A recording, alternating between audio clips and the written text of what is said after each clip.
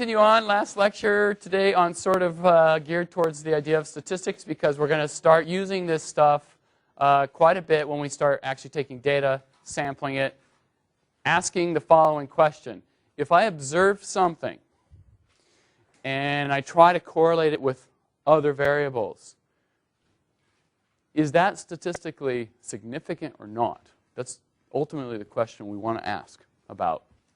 A lot of the data we have has a lot of noise. You can just ask the following, is this just noise? Is it just one sample, one realization, and I think it's correlated, but it's not?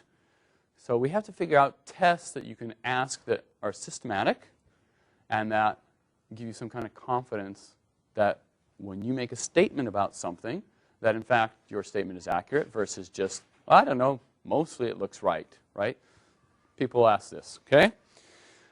So hypothesis testing, or hypotheses testing, do more than one, and statistical significance. Okay, so those are going to be the topics du jour. All right, so there we go. Start with that.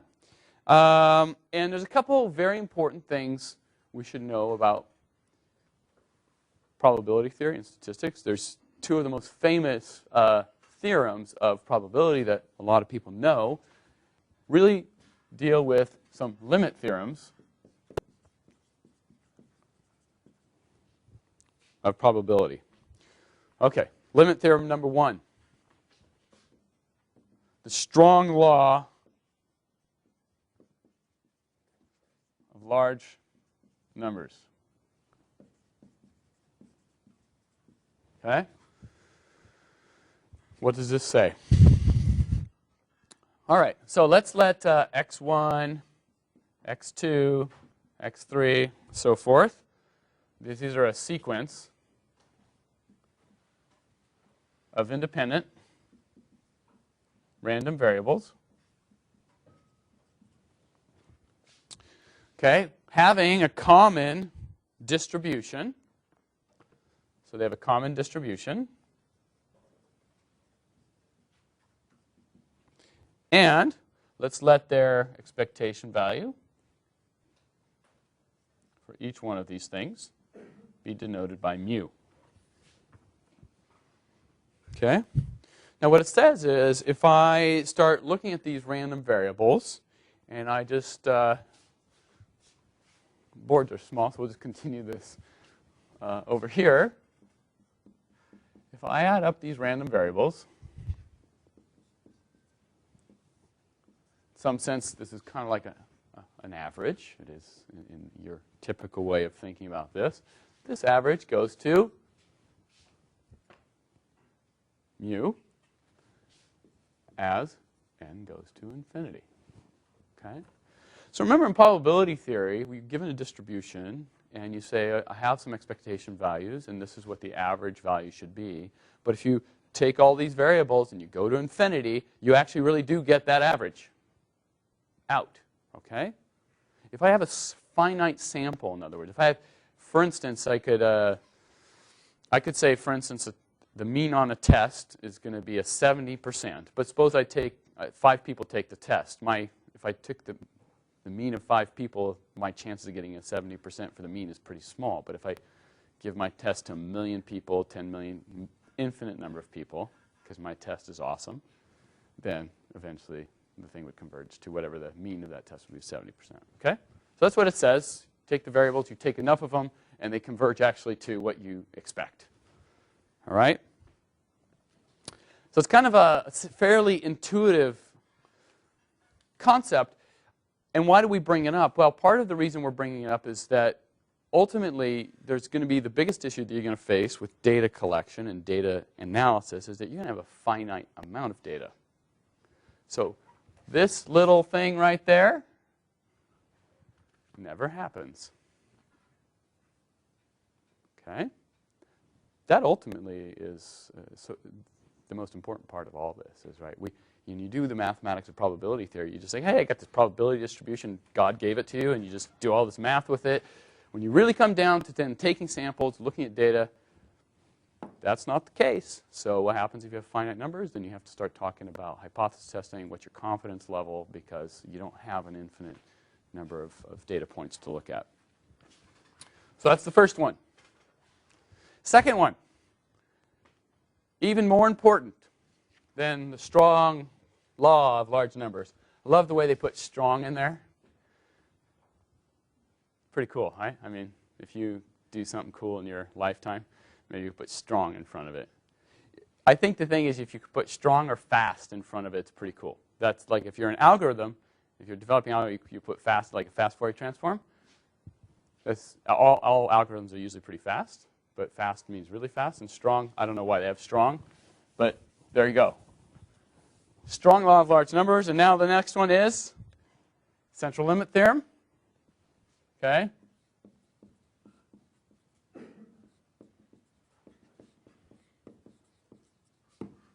Okay, central limit theorem states the following. Again, let's let x1, x2, x3, blah, blah, blah. They are independent random variables, right? With mean, mu, and variance sigma squared. Okay?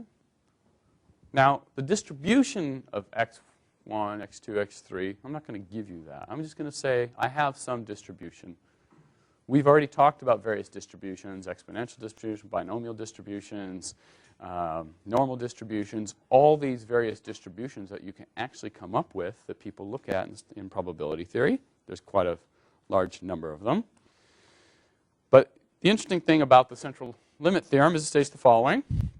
If we look at the quantity,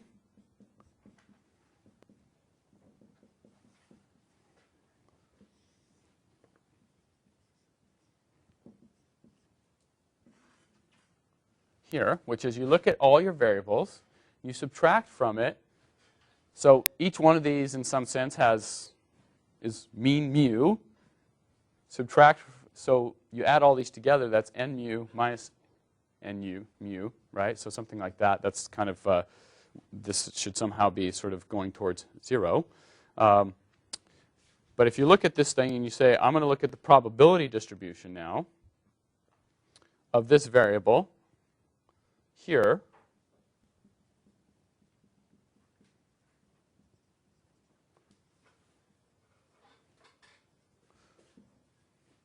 this goes to the following. Oh, sorry. Let's look at this variable being less than or equal to a. So I asked the question about this variable here, and I say, just like in a probability statement, what is the probability of this quantity being less than or equal to a? It goes to the following.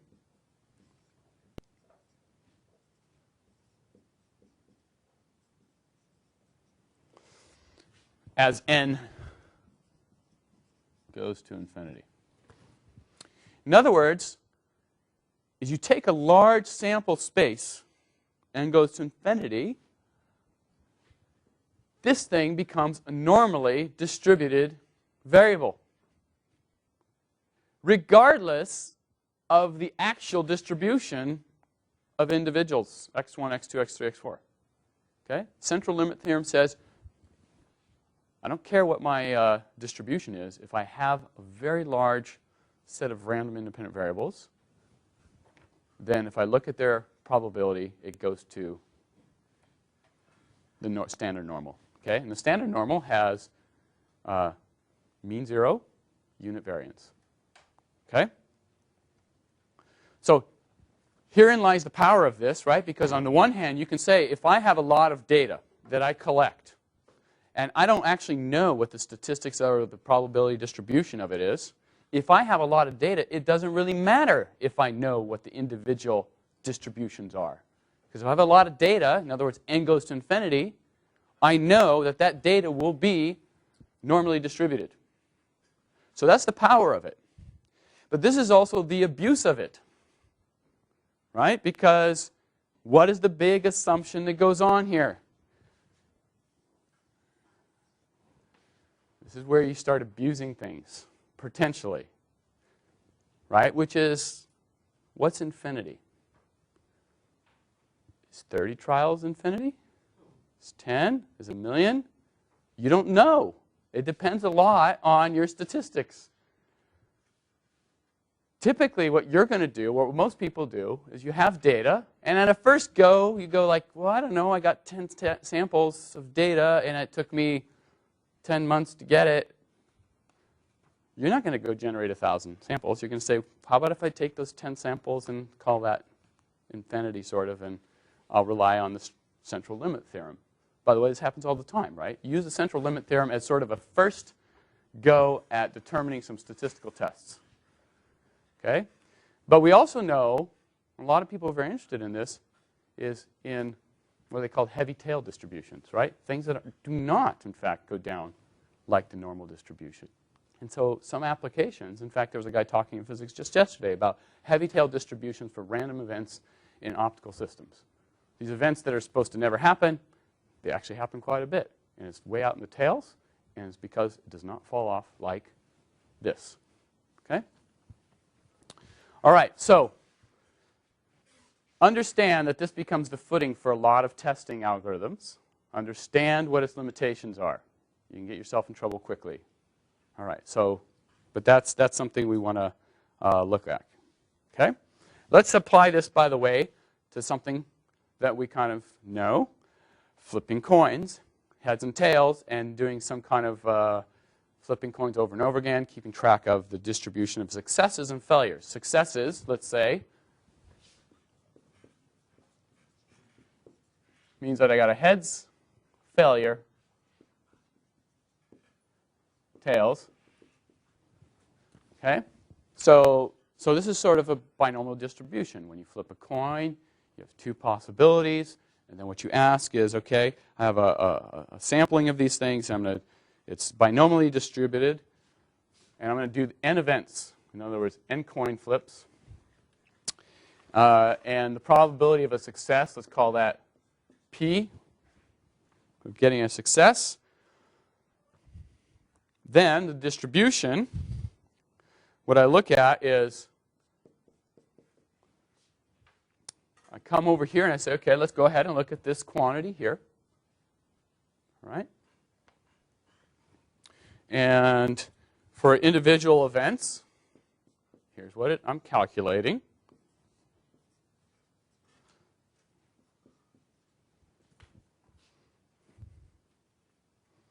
Now, we know the expectation, by the way, of this binomial distribution. We know the variance, something like this. And by the way, as n goes to infinity, this thing, binomial distribution, goes towards the normal. Okay? So what does it say? Well, by the way, it produces a Gaussian. When I think about coin flips, and what you get here is this is a sequence of, like, say, let's suppose I do 100 coin flips, right, or thousands of coin flips. What I ask is, okay, the number of successes, if I keep doing these trials over and over again, it's going to bin up something like this. My probability, for instance, of getting 100 heads in a row is going to be a very rare event indeed, right? So that would be somehow on these tails, my probability of getting 0 heads in 100 coin flips here. And then in between is, 50, 40, 60 heads, something like this, all sitting in this curve. Yeah?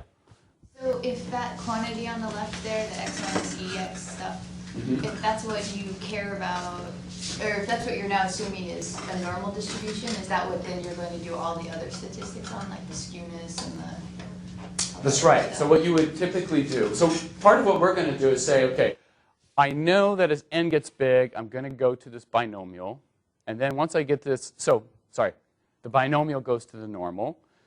And what I do is I carry in my information, right? For each individual test, I might be able to calculate mean and variances.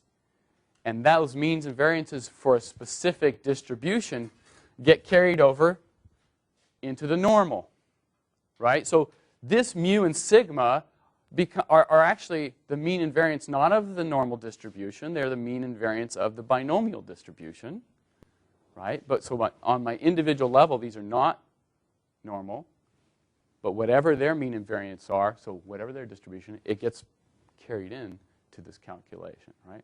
So you import this into sort of, in some sense, those statistics, and then you analyze this kind of stuff here, and you say, well, once I have it in here, I'm done. By the way, the skewness is 0 by default if you go to the normal, because it's completely symmetric, right? So, but you'd have some potentially kurtosis, so you flattening or broader or whatever, things like that. Okay, so that's central limit theorem. And what we want to do now is start thinking about using these concepts to make decisions, statistical decisions. Okay? So normally, let me put some terms down. I have a population of data. It can be fairly large. And what I'm going to do is I'm going to sample that data. I'll sample that population. Okay? And here's what I want to do with that sampling. I'm going to take that sample, run some statistical tests on it, and my hope is to make some inferences on this. Okay? So you got the sample, you apply some statistics, right? And then what you have is what's called statistical inference, right? So you pull out a population, small portion, you do the samples, you get statistics of that, and you say, okay, what can I say about the overall population? Okay. We already know this happens all the time. For instance, in the state of Ohio, Obama's ahead 52 to 48%. Now, turns out they did not call every person in Ohio, right? To actually, okay, check. What they did is they took a very small sample size, randomly distributed around the state, and they asked, are you voting for Obama or McCain? And, with a small sample, they pull out those statistics, and you can actually calculate how many people in that sample you have to poll out of the whole population of the state so that you have sort of some confidence level that your statistics is right. Okay? All right. Same thing with drug testing. You want to test if some drug is effective at treating some kind of disease? Well, you pull out a small sample of the people with the disease, you test the drug, and you see how they respond, and then you make a very broad generalization of that to the whole population, right? So simple ideas. We all kind of know these things in some sense. Or certainly we have been subjected to these things in some sense. All right. So what we want to do is focus on that kind of issue of the statistics of this sampling, but also our aim is to do statistical decision making. Okay, we want to take this idea of the statistics and then make some decisions. Okay, so we have some outcomes, we get the statistics, and now what we want to do, make some decisions. Decisions about what? Well, typically what we're actually going to do is we're going to propose some hypotheses. Is something true or not? And our hope is to use the statistics. Okay, 8:30 is a tough time to say statistics a lot. Okay, stats. I could just say stats, right? That's good. We're friends. Use the stats. Okay, and the idea is to then either prove the hypotheses you proposed or disprove it. Okay, with a certain measure of confidence. Right? So the whole idea with probability or statistical thinking is that you have enough data to say, by the way, I am 95% sure this is true, for instance. Okay? So that's kind of what we're going after. All right, so first of all, you'd propose a hypothesis. Typically, you'd propose,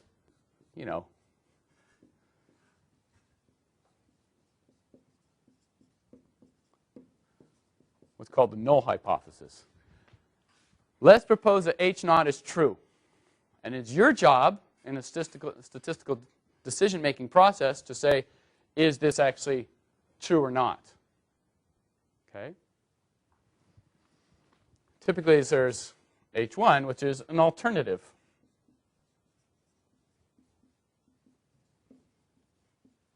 So you propose this. You try to say if it's true or not.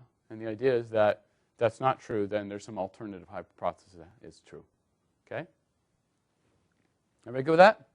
So all we would need to do is learn some methods to sort of figure out how to say this is true or not, and with some kind of confidence that we can do this. Okay? Now, we always have the probability of making a mistake in these decisions, right?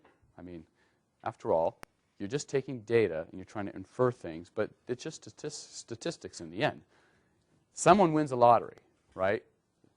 So what are the chances? Well, you know, your chances are almost zero, but still, someone wins, and it's a rare event. You can have rare events. So for instance, I could take a coin, and we're going to do an example of a fair coin toss in a minute. And I say, suppose I took a fair coin, and suppose it really is fair, but somehow I started flipping coins right in front of you, right up here, and I got heads 50 times in a row. What would you infer from that? If I proposed to you that the coin was fair, you'd probably distrust me. Even if I said, no, seriously, cross my heart, it's a fair coin, right? So even though there's a chance that this could happen to me, I could flip a coin 50 times straight, right? Everybody agrees with that? I mean, maybe not me. Maybe you could do it. I don't know. The point is, I'd probably have to flip 50 coins a lot to get that to work out, right? So you can actually calculate how much I'd have to do it to get that event. But the point is, what you want to look at is exactly that kind of thinking. I have an outcome. I assume something about it, and I test to see what's the likelihood of that actually occurring and being correct. Okay? So what you want to test for is the level of significance. By the way, I'm not used to teaching with all these words. The thing about statistics, you start talking about story. It's like story problem time, and usually I like to just kind of start writing equations and following. And now I got to write words all the time. It's getting me down. But hopefully next week we'll just start writing equations, and then I don't have to sort of talk and write at the same time. I feel like I'm a humanities teacher or something. Maybe write some dates. In 1872. All right. So level of significance. Essentially what the level of significance is going to determine for us is we're going to ask the following question. At what level do I want to say this event is significant or not? Okay? Typically, the level of significance that people tend to use, the two standards that you see all the time are 0.05 and 0.01. Or in percentage, 5% or 1%. Or said another way, if you find that your level of significance is, in this region, then you're 95% confident that your hypothesis is actually correct. Okay, so it's the opposite is here. You're 99% confident. Okay? So different ways to think about this. All right, now let's talk about the errors we can make, by the way. So we're going to establish a framework to say, by the way, I want to be 95. When I tell you a result about my statistics, I want to have 95% confidence that what I'm telling you is correct. Okay? Statistically speaking. All right? But there is a chance I can make a mistake. This is not 100%, right? So there's what's called the type 1 error.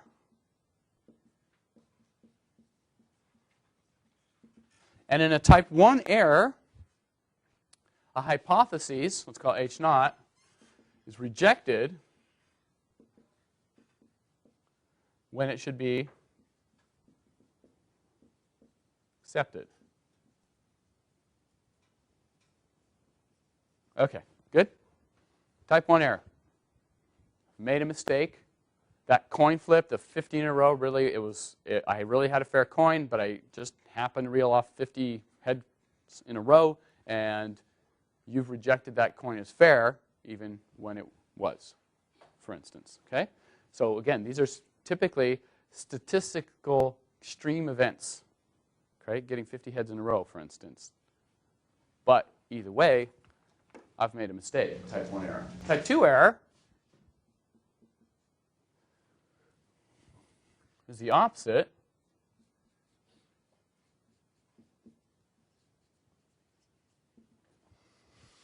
The type 2 error is you accepted this hypothesis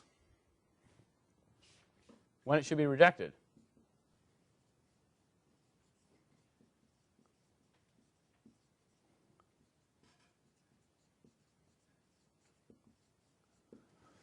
So suppose I actually had a loaded coin that had a probability that it was twice as likely to give me heads and tails, right?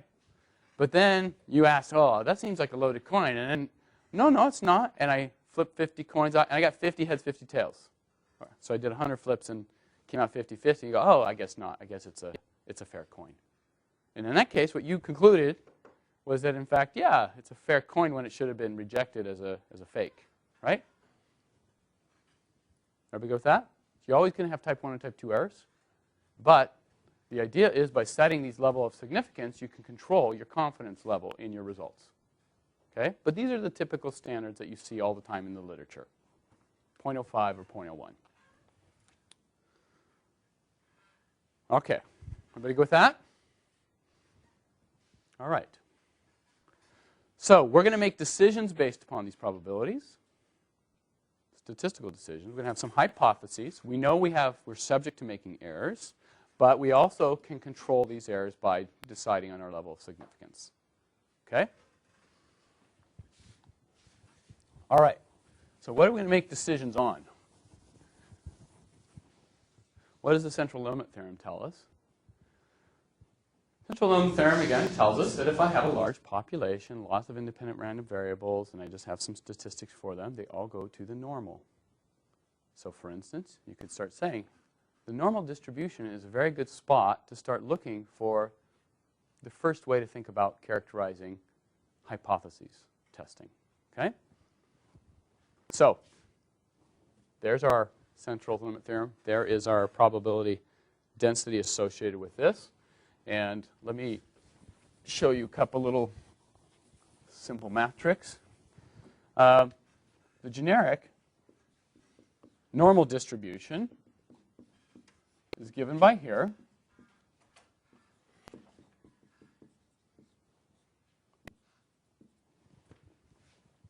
Where it has mean, mu, and variance,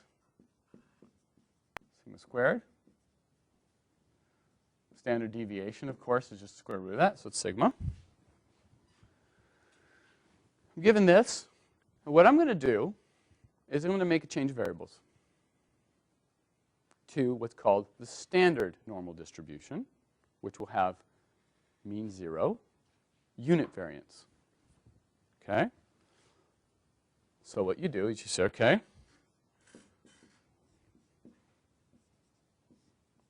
here's your change of variables.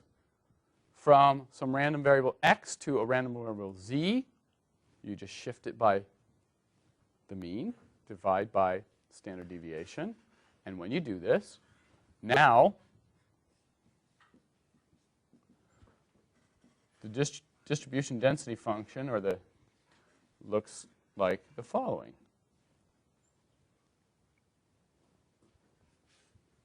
Okay? So now this thing has mu is 0 and sigma is 1. What we're going to do is work with this. We're going to talk about having this as our distribution and then talk about doing statistical tests with this normal distribution. And again, the reason we know we can kind of work with the normal distribution is if at least if we assume that we have a large enough set of data that we look at, then these distributions all go down to the normal.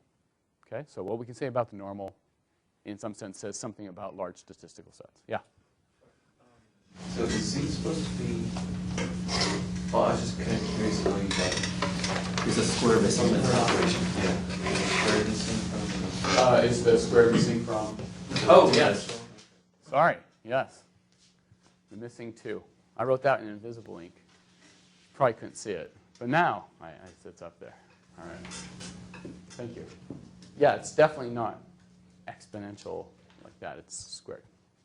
Gaussian. Okay.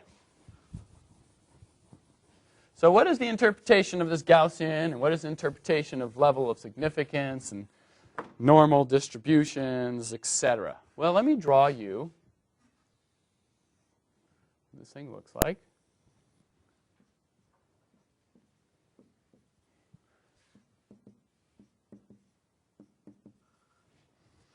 It's about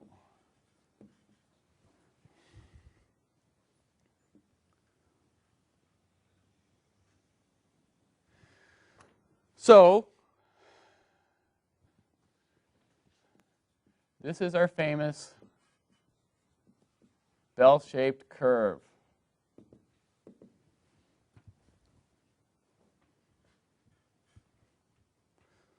Typically, people say, hey, do you put this on a curve, and what's the distribution? This is typically when you have a large enough sample size, people always talk about basically things being on a bell-shaped curve. There it is. Okay? Mean 0, unit variance. So let's ask the following. What is the area between one standard deviation on either side of this thing? Well, 68% of the area, 68.27%, sits in between 1 and -1. So the interpretation of this is that, remember, this is you integrate this to get your probability distribution. So 68% of the population, the outcomes, will sit within this first standard deviations. So for instance, I give a test. 68% of the students will sit with their scores in here. Okay? And the second standard deviation,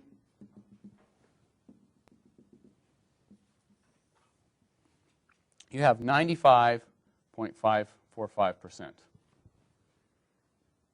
Okay? And then the third standard deviation,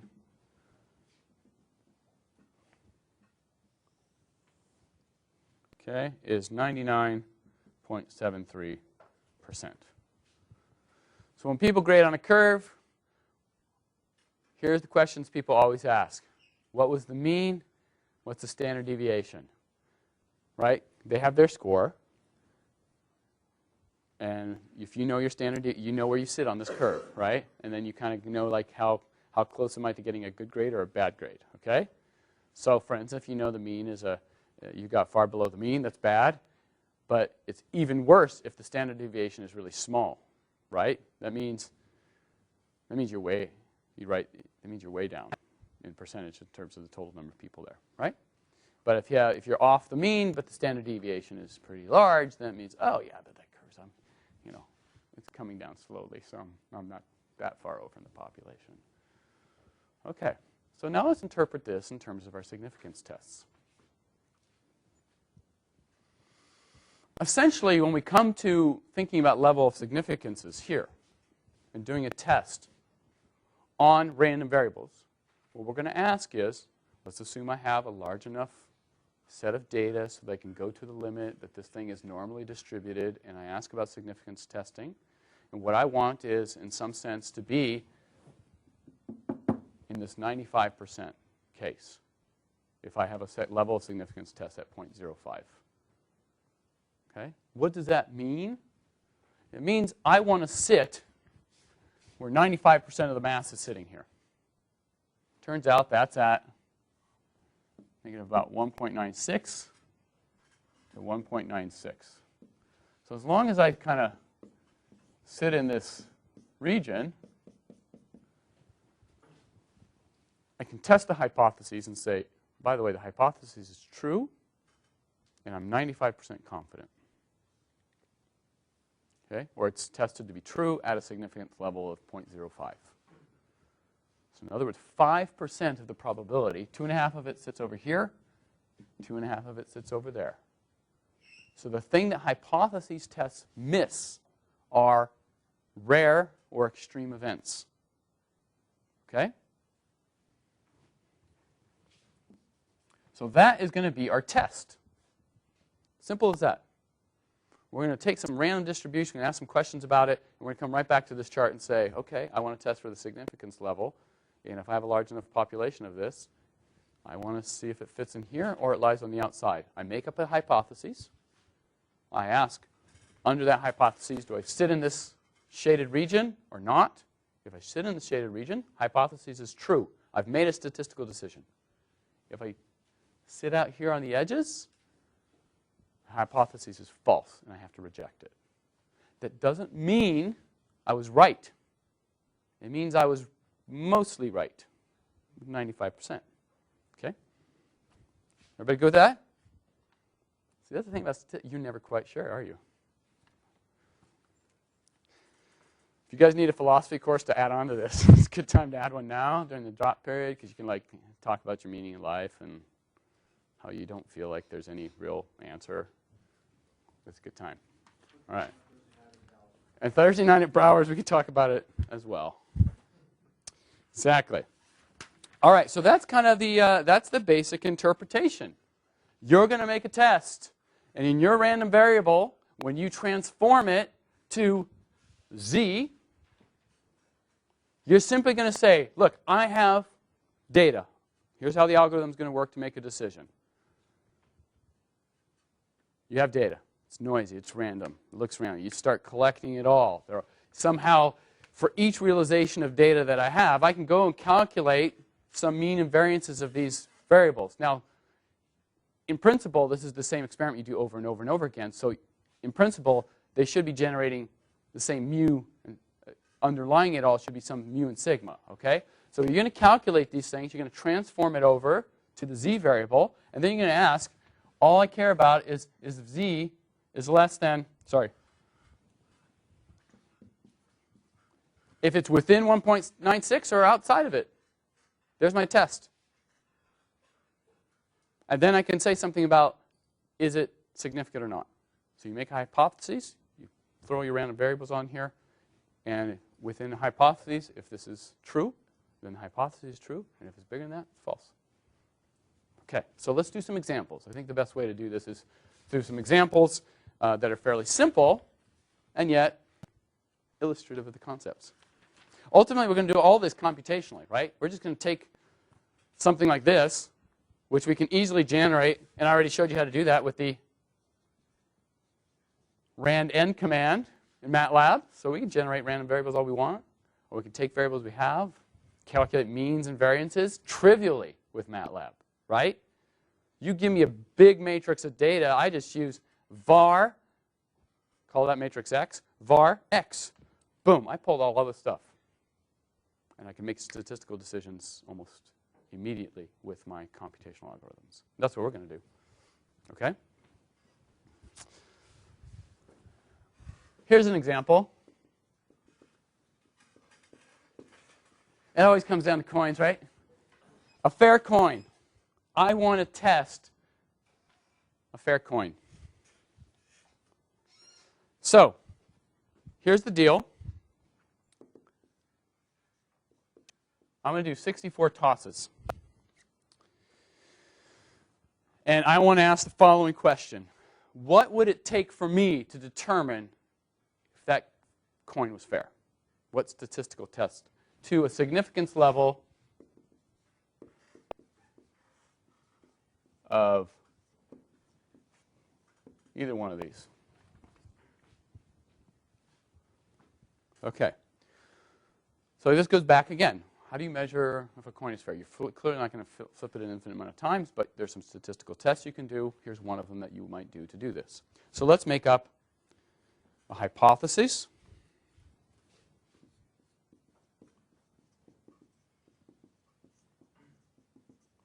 The coin is fair.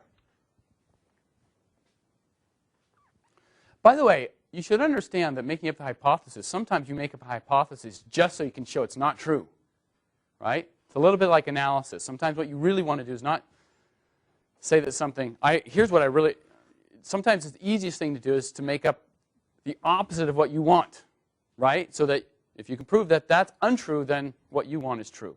But sometimes it's easier to prove the opposite, okay? So here, this is the idea. The coin is fair. If we make that assumption, then the probability of a heads or tails is a half.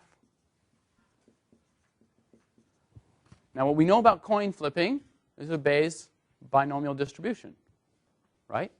Success or failure, two outcomes, heads or tails. I can calculate this. And in a binomial distribution, your mean is the number of trials times the probability, p, of a success. And your standard deviation is given by here. Okay? So far we haven't used anything about normal distributions yet. We've just simply said, I have a coin toss, and actually I know how it's distributed. It's binomial. 64 trials, and I can calculate then each one of these. There's 64 trials, probability to half. So this is 32. Sigma, the variance, you can calculate it out using these numbers to just be 4.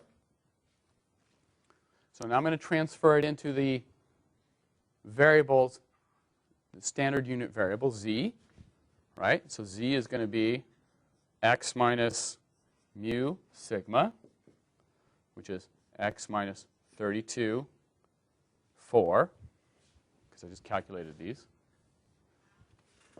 And what do I want to say about z to prove my hypothesis?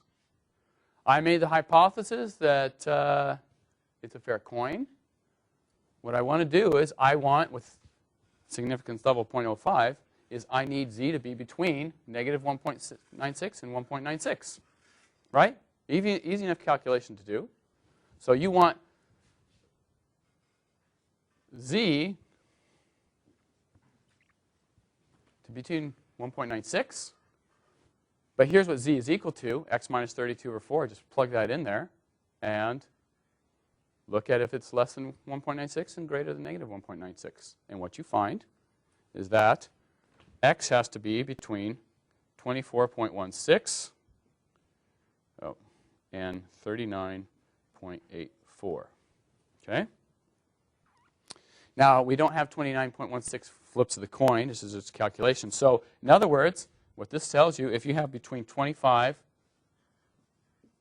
and 39 successes, or heads, so you have 64 trials. If you're anywhere between 25 to 39 for heads, what it means is you say, yes, it is a fair coin. I'm 95% confident. Okay? There you go. That's it. It's a simple test. But these are the kind of tests we need to do, right? If we violate this, if I had gotten 24 heads, you would say that's a statistical outlier. And you would say, in fact, that is probably not right. There's some probability this isn't right. In fact, the probability is above what you're willing to accept. You made a decision to accept 0.05 as your level of significance. If you make that decision to take 0.05 as your level of significance, 24 heads would violate this, and you would say, actually, this coin is not fair. It might be, actually, right? It's just that that's outside of your range of that. Okay? Good? Everybody good with that? So you see how you pick your distribution? And sometimes your distribution, your mean and your variance is just, this is what you just get. This is your data that you collected, right? But once you collect your data, you just throw it right into here. Yeah? What if you end up with 24, so you determine it's a statistical outlier, and then you run your test again, and then it ends up within your range? Well, so that's a good question. Then, yeah, then you test. So there's a couple things. You could even say, oh, shoot, how about I do one more coin flip? A 65th coin flip, right? I mean, you know, it changes the test, right? So now you have 65. You have to recalculate everything, and maybe you're now in the interval, right? So the point is, though, you're supposed to, is that learning how to lie with statistics a little bit? So, you know, right? You could just, if I do, you know, the last 3 coin flips were all heads. It made it seem, or all tails. I could just chop off those last 3 coin toss. You want to be sure not to cheat with your statistics, which is you can imagine, you know, I have a cheating coin, and I did some experiments, and you know, if I just did 61 coins, I'm within, and if I did the 64, I'm on the edge. So you're kind of asking that a little bit. If I keep doing a trial, there's, again, probability what? 5%, or you're 95% sure, 5% you're wrong. So what you're asking is, if I keep doing this over and over again, there's a 5% chance I can do it wrong, right? So you can always get a type 1 or type 2 error if you want. You just keep doing the experiment over and over again. In fact, you do it 100 times, 5 out of the 100 will be wrong, right? Statistically speaking. All right, class scores. There's another one. Yes? I was confused how you rounded 24 to 20, 24.16 to 25 and 39.86. Well, what I know is I have to be above 24. So if I'm 24, I'm outside. So I'm just taking this to be an integer number of coins. No, because it cannot have 24.16 coin flips, right? So it's an integer number, so I have everything inclusive. All right. I always seem to be running out of time. The hard part about teaching a class for the first time is that you never know how long it's going to take you to talk. It's very discomforting. By the way, you'll experience that eventually. They do a talk in your class, and you'll end up sometimes 20 minutes short, and you'll be totally embarrassed. Or you wow, I got halfway through my lecture. I'm actually not so bad, but I always am about 5 minutes over here. Okay, so I'll just skip to the last example. Here's a statistical test. So there is a test of strength on 6 ropes. The sample size now is really small. And in fact, when you have small sample sizes, there are other tests that can be used. Student's t-test, chi-square test, f-test. There's a lot of different ones that come in when n is not going to the normal. There's some other tests that tell you some tests of significance. There's different distributions that model that. Okay? Well, there's 6 ropes, and you find that the mean breaking strength of the rope is 750 pounds with a variance of 145 pounds. Okay, so that's your variance, mean. But the manufacturer claims that the breaking strength is 8,000 pounds.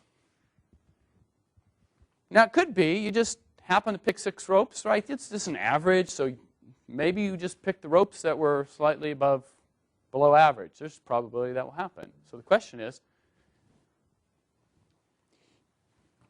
can you substantiate this claim from the manufacturer? Is this just a statistical aberration, or is it more than that? Is this result statistically significant enough to say, that's wrong, their claim is wrong? All right. So the hypotheses uses what's called student t-test, and here's what it does. This is the way this test works. You calculate this quantity right here. Number of tests, variance, mean. So these are your calculated, these two are your calculated mean and variance. This is the proposed mean for your null hypotheses. Number of tests. And you can calculate this thing out to be, let me write it down here, with these numbers, -3.86. Turns out for this small sample population size, this thing follows what's called the student's t-distribution. It's just another probability distribution, just like the normal or the exponential or any of the other ones you have. But you do the same kind of thing. You take that distribution and you plot it, if you want to think about it that way. And you ask, where does 95% of the area sit? Simple question, right? But it's just not a Gaussian. It's just a different shape. But you can still do this whole thing, plot it, say where does 95% sit? And it turns out 95% sits for t greater than -2.01. Then this is your result. So if you're greater than this, you're good. Sorry. If you're greater than this, that means you're outside of the region. And by the way, you're quite a bit outside the region. So what your statistical test would show, in fact, even if you go to a significant level of 0.01, this number becomes negative 3.36. This is still outside of it. So what you'd say is this is a pretty far outlier. So there is an exceptionally good chance that this claim is completely wrong. Okay?